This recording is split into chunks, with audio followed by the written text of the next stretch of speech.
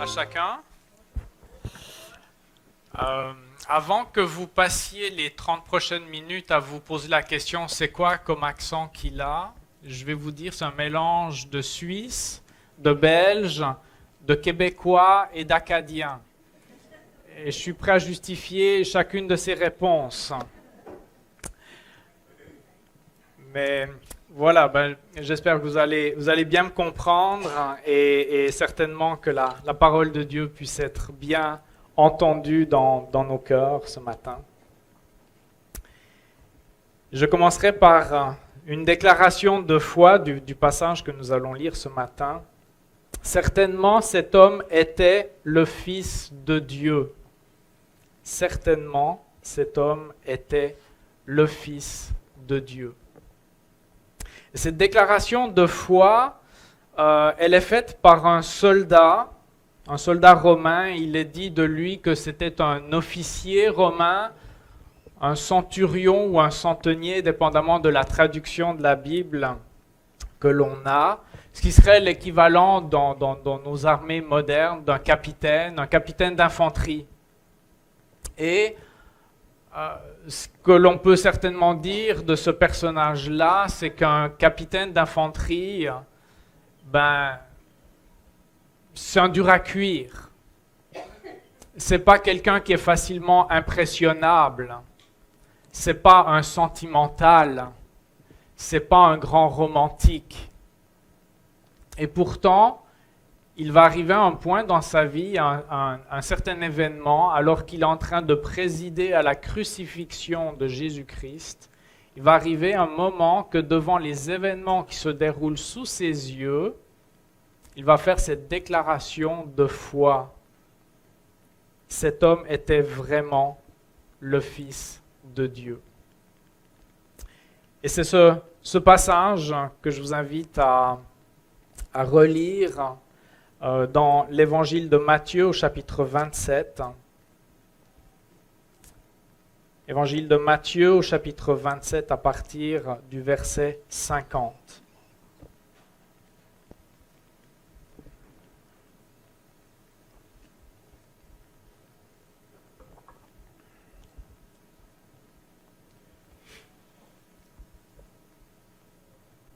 Jésus poussa de nouveau un grand cri et rendit l'esprit. Et voici que le voile du temple se déchira en deux, depuis le haut jusqu'en bas. La terre trembla, les rochers se fendirent, les tombeaux s'ouvrirent, et les corps de plusieurs saints qui étaient morts ressuscitèrent. Étant sortis des tombes, ils entrèrent dans la ville sainte après la résurrection de Jésus et apparurent un grand nombre de personnes. À la vue du tremblement de terre et de ce qui venait d'arriver, l'officier romain et ceux qui étaient avec lui pour garder Jésus furent saisis d'une grande frayeur et dirent : cet homme était vraiment le Fils de Dieu.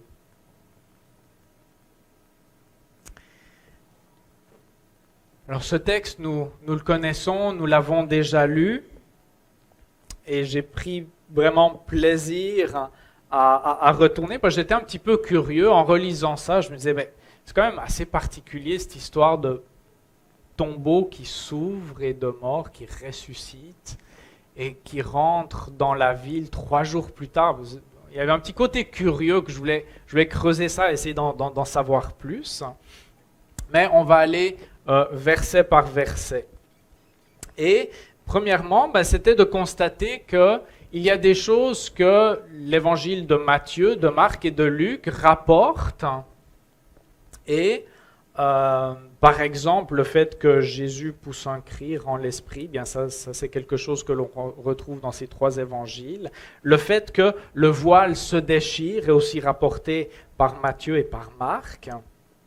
Mais voilà que l'histoire des tremblements de terre, des rochers qui se fendent et de ces tombeaux qui s'ouvrent et de plusieurs saints qui ressuscitent, eh bien ça, il n'y a que Matthieu qui en parle. Et par contre, une fois qu'on arrive au verset 54, eh bien là, de nouveau, Matthieu, Marc et Luc reprennent pour faire état de cette déclaration de foi de cet officier romain. Alors, prenons ces miracles. Déjà, en 2 versets, il y a 5 miracles qui sont mentionnés. Ça fait beaucoup de miracles pour peu de versets. Premier miracle, quand Jésus meurt, le voile se déchire de haut en bas. Alors, vous avez peut-être déjà probablement entendu que dans le temple était divisé en 2 sections à l'intérieur, le lieu saint, le lieu très saint, et que dans le lieu très saint, c'était vraiment l'endroit de la manifestation de la présence du Dieu de l'Alliance avec l'arche de l'Alliance, qui était supposée d'être derrière ce rideau. Et voilà que ce que l'on sait aussi, c'est que pour aller dans la présence de Dieu, il n'y avait que le souverain sacrificateur qui, une fois par année, avait le droit d'y aller. Ce n'était pas tout le peuple, ce n'était pas un libre accès pour aller à l'endroit où Dieu désirait manifester sa présence. Bien voilà que ce voile se déchire, petite précision d'importance, de haut en bas. Aucune intervention humaine. C'est depuis en haut qu'il y a quelque chose qui vient séparer, déchirer ce voile. Qu'est-ce que ça nous dit? Ça nous dit que, en même temps que ce voile est déchiré, qu'il est séparé, en même temps, il y a une séparation entre le lieu très saint et le reste du volume. Cette séparation n'est plus là. Autre chose qui a dû se passer, puis que ça a dû être un petit peu la panique dans le temple à ce moment-là, c'est que, on fait quoi maintenant? Parce que un détail que l'on peut découvrir aussi, c'est pas juste au moment où le voile se déchire, mais ça vient révéler quelque chose, ça vient révéler que l'arche de l'Alliance a disparu depuis un grand nombre d'années. À cause de la déportation du peuple à Babylone, l'arche avait été apporté, a disparu, ce qui fait que ce voile qui se déchire sur quoi? Sur le vide. Il y a un passage ici qui se fait entre une alliance ancienne et quelque chose de nouveau.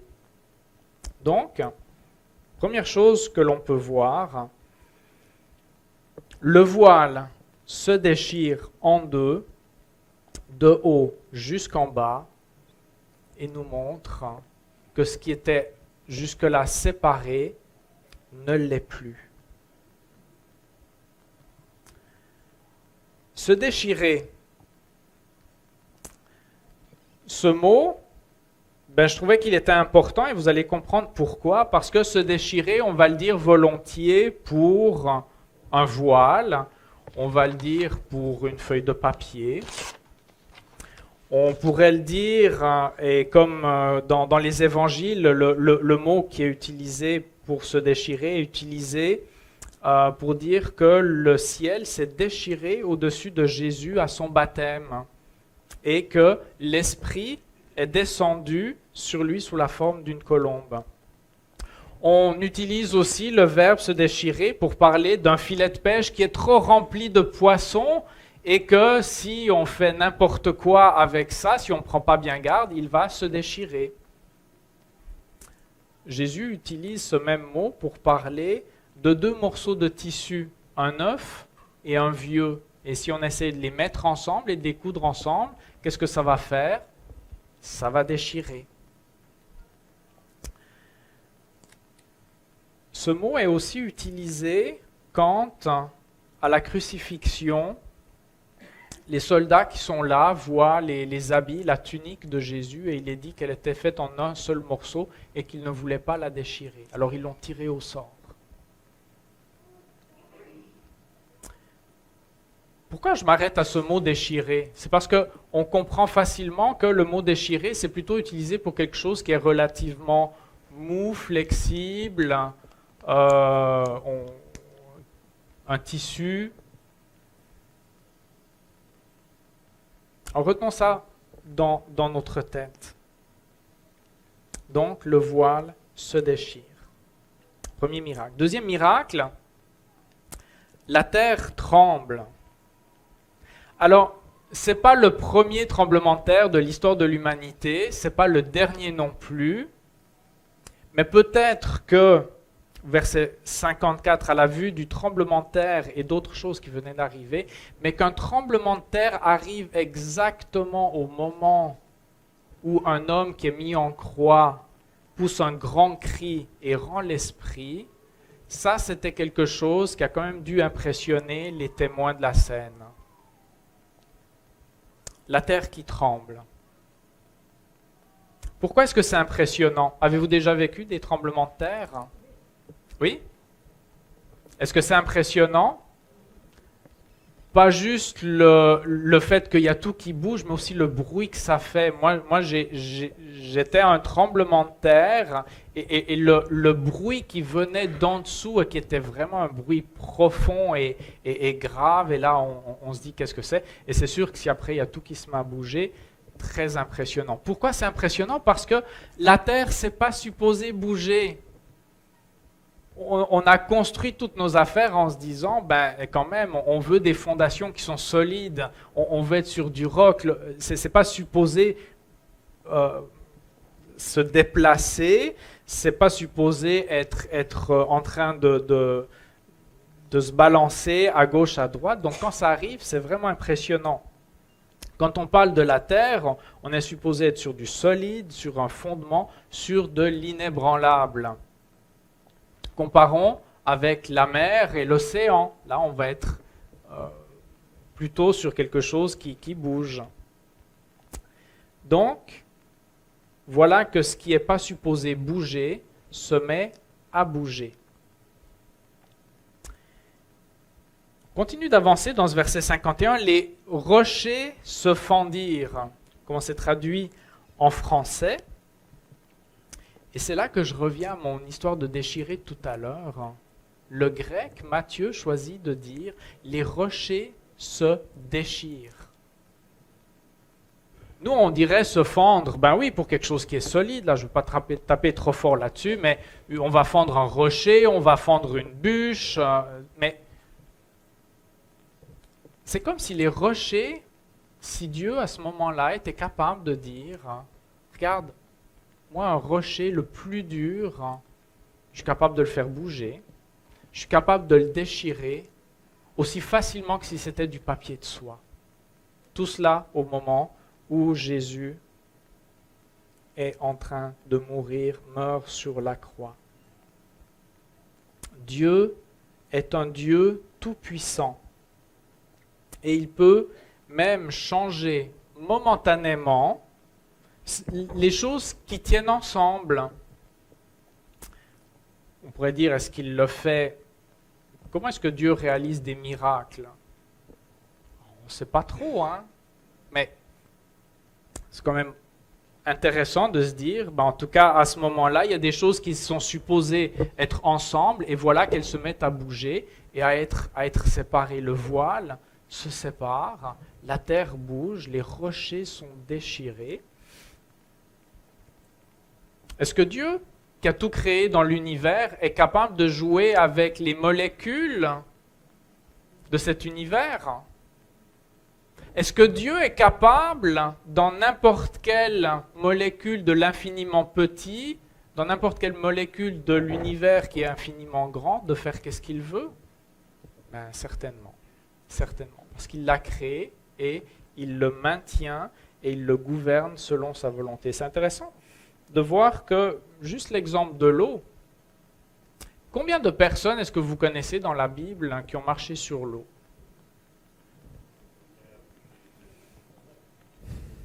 Ben moi j'en compte 1,5. Hein? Bon. Ben, moi, je suis à peu près sûr que tout le monde dans cette salle a déjà marché sur de l'eau.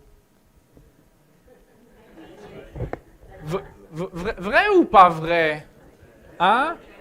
D'une certaine manière. Pourquoi? Parce que la force qui tient, et je ne veux pas vous faire un cours de physique hein, ce matin, rassurez-vous, mais la force qui tient les molécules ensemble, qui fait que quand c'est de l'eau, c'est liquide, et puis c'est formidable quand l'eau est liquide parce qu'on peut la boire, c'est désaltérant.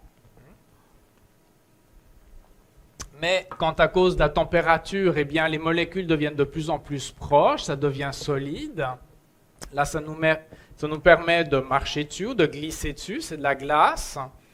Mais si on élève la chaleur et qu'on en fait de la vapeur, eh bien là, voilà que tout à coup, ça a une force incroyable. Ça devient une turbine, on est capable de produire de l'électricité. Voyez? Juste en passant d'un état à l'autre. Ça, c'est au niveau de la physique, c'est au niveau du matériel. Mais qu'est-ce que Dieu est capable de faire au niveau spirituel? Qu'est-ce que Dieu est capable de faire au niveau spirituel et qu'est-ce que Dieu est en train de faire au moment où Jésus meurt et qu'est-ce que Matthieu veut que nous comprenions qui fait que dans 2 versets, il nous mentionne 5 miracles.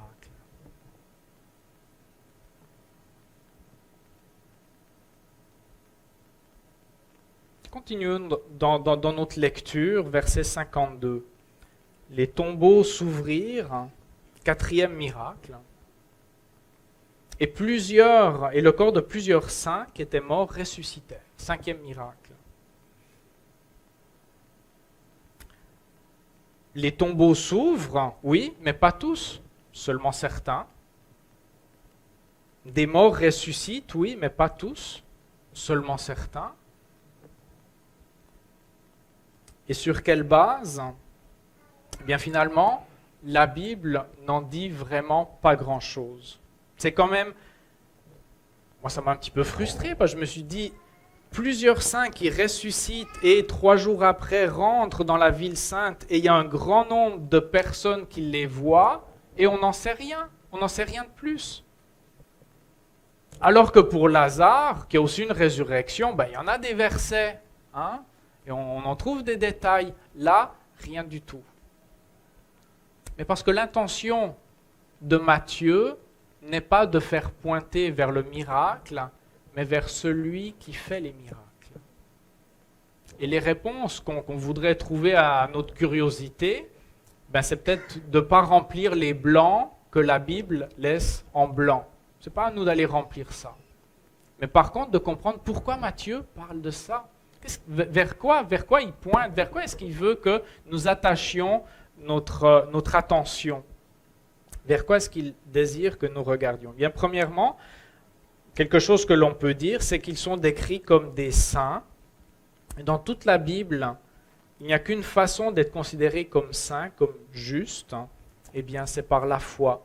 C'est-à-dire que c'était des personnes qui, consciemment, volontairement, avaient placé leur confiance, avaient placé leur foi, non pas en eux-mêmes, mais en Dieu. Et que la conséquence pour ces personnes-là, visible, concrète, de cette confiance qu'ils avaient placée en Dieu, eh bien, avait dû se manifester par le désir de suivre Dieu, de faire sa volonté. Voilà ce que l'on peut dire de quelqu'un qui est saint, d'après le vocabulaire, le langage de la Bible.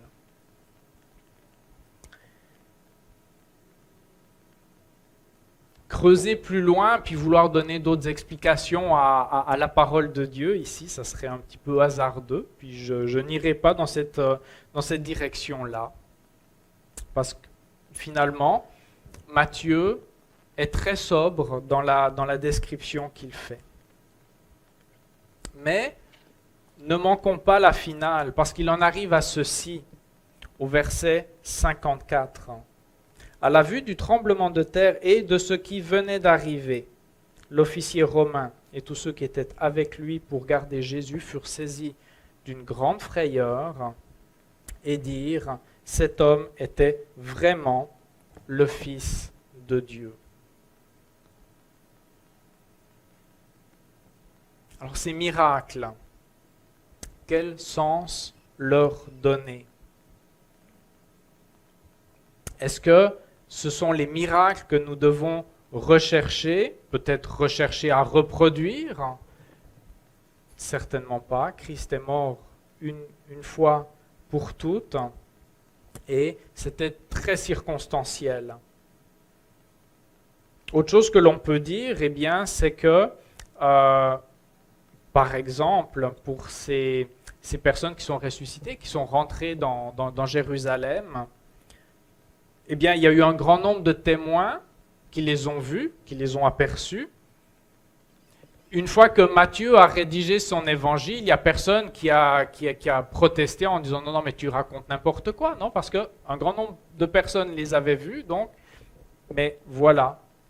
La véracité du récit est là, mais l'intérêt pour Matthieu de raconter cela, c'est ailleurs.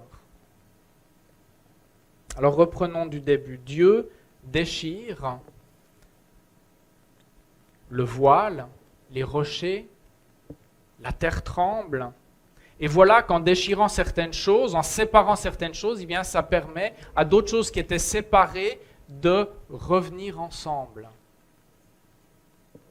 Nous qui étions séparés de Dieu, ça permet de nous réconcilier à la croix, au moment où Jésus meurt.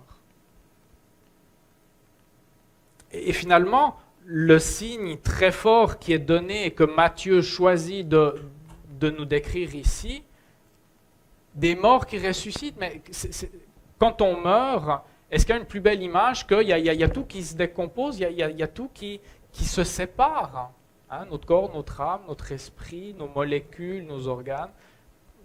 De poussière, on retourne à la poussière, tout se désorganise.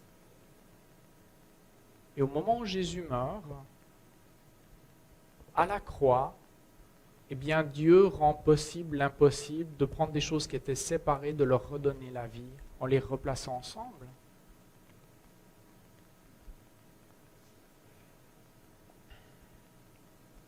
Dieu est tout-puissant et il est en train d'établir un nouvel ordre cosmique.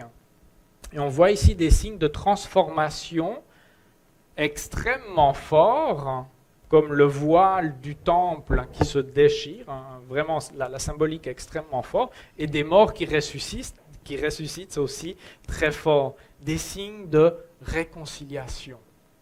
Et c'est à la croix que ça se passe. Alors à la blague, j'ai envie de dire, spirituellement, le grand changement climatique, cosmique et spirituel a déjà eu lieu. Et Matthieu nous le présente. Il nous le présente d'une manière très sobre, quelques versets. Ce qui était séparé peut maintenant être réuni à la croix. Et peut-être que ce qui était tout enchevêtré, tout mélangé, tout collé ensemble et qui est un fardeau et qui nous écrase, eh bien peut-être que ça, à la croix aussi, Dieu est capable de le séparer et d'amener de l'ordre là où il y avait du chaos. Cela en Jésus, cela à la croix de Golgotha, cela où Jésus donne sa vie pour nous. Voyez-vous, quand on prie, eh bien, ce que l'on fait, c'est qu'on demande l'intervention de Dieu. On lui demande, d'une certaine façon, d'intervenir miraculeusement. Et si on creuse un petit peu, on pourrait dire, quand on prie pour quelqu'un qui est malade, eh bien, on voudrait peut-être qu'il y ait certaines choses dans le corps qui sont pognées ensemble, mais qui pourraient être séparées, ou alors des choses qui sont plus ensemble et qui pourraient revenir ensemble. D'une certaine manière. Mais pensons aussi quand on prie par rapport à des relations qui sont cassées, qui sont brisées. Alors on demande à Dieu son intervention, on demande à Dieu un miracle.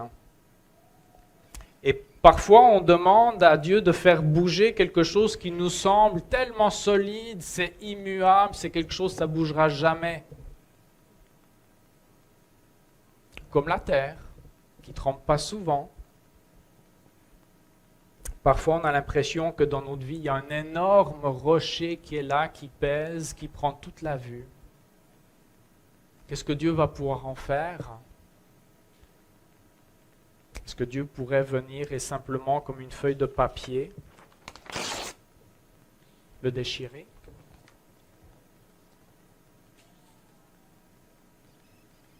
Voyez-vous, le sens de ces miracles ici, c'est de nous dire, dans n'importe quelle situation que l'on vive, ça vaut la peine de venir à la croix de Golgotha avec cela. Ça vaut la peine de savoir que ce Dieu qui est infini, infini dans ses pouvoirs, infini dans sa puissance, infini dans sa sagesse, infini dans son amour, eh bien, en tout cas pour ma part, moi je retiens ceci, c'est que quel que soit le domaine de ma vie, de ta vie, qui te semble mort, brisé, disloqué, séparé, ça vaut toujours la peine d'apporter tous ces morceaux-là au pied de la croix de Jésus et d'attendre sa réponse. Et je ne peux pas savoir, moi, qu'est-ce que Dieu va faire avec cela dans ta vie. Mais je suis certain qu'en venant à la croix de Jésus, Dieu a le pouvoir de te redonner et l'espoir, et l'espérance, et la vie. Selon sa sagesse, selon sa puissance, selon son amour, selon son plan et pour sa gloire. Mais peut-être qu'au moment où il va intervenir, eh bien, ça te donnera l'impression que c'est comme un tremblement de terre dans ta vie. Ou peut-être que tu auras l'impression que quelque chose que tu pensais être perdu à tout jamais sera retrouvé. Peut-être que tu verras un gros rocher être déchiré. Mais d'une manière ou d'une autre, ce que Dieu recherche à faire au travers de son intervention en répondant à nos prières, c'est que nous puissions dire, comme cet officier romain, certainement cet homme est le Fils de Dieu, afin qu'il devienne grand et important dans nos vies et que nous le suivions, que nous lui fassions confiance. Et finalement, je termine avec ceci, une autre chose que je retiens, une parole qui est écrite par l'auteur de l'Épître aux Hébreux au chapitre 10, il écrit ceci. Ainsi, frères et sœurs, nous avons par le sang de Jésus l'assurance d'un libre accès au sanctuaire. Vous vous souvenez, ce sanctuaire qui était bloqué par ce voile? Ce voile est maintenant déchiré de haut en bas. Donc nous avons un libre accès au sanctuaire. Cette route nouvelle et vivante, il l'a inaugurée pour nous au travers du voile, c'est-à-dire son propre corps. Et je retiens ceci, c'est que pour que ma vie puisse être réaménagée, réassemblée ou réordonnée selon la bonne volonté de Dieu, selon sa justice, selon son amour, eh bien la vie du Fils de Dieu a dû être déchirée sur une croix. Lui, le Tout-Puissant, lui, le rocher des siècles, donne sa vie pour sauver la mienne, la tienne. Amen.